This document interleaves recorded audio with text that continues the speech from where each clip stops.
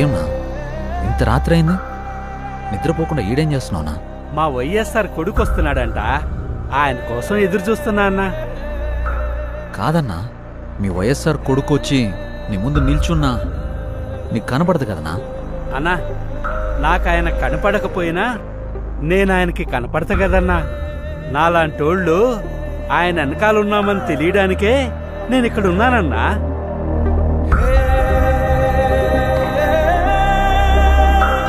తండ్రి పోయాడనుకుంటే కొడుకొచ్చాడు.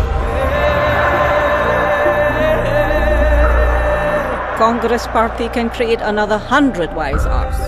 Tell him, if he doesn't fall in line, the consequences will be very harsh.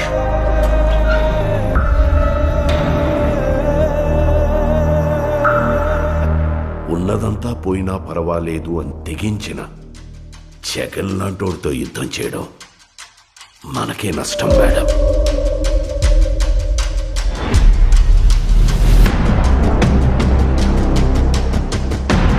చరిత్రలో కని విని ఎరుగని రీతిలో అవినీతి చేశాడని అభియోగాలు మోపండి.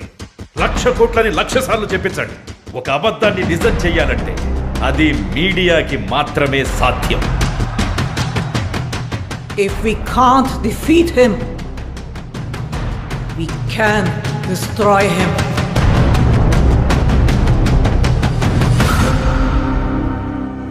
చరిత్ర నన్ను గుర్తుపెట్టుకుంటుందో లేదో నాకు అనవసరం అన్నా, కానీ ఒకవేళ గుర్తుపెట్టుకుంటే తండ్రి కోసం ఇచ్చిన మాట తప్పని కొడుకుగా మీరన్నా ఆ చరిత్ర గుర్తుపెట్టుకుంటే చాలన్నా.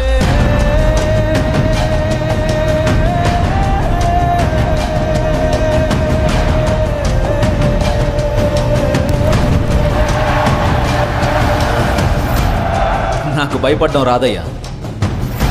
నేనేంటో, నా రాజకీయం ఏంటో మీకింకా అర్థం కాకపోవచ్చు, కానీ ఒక్కటి గుర్తుపెట్టుకోండి, నేను వైఎస్ రాజశేఖర్ రెడ్డి కొడుకుని.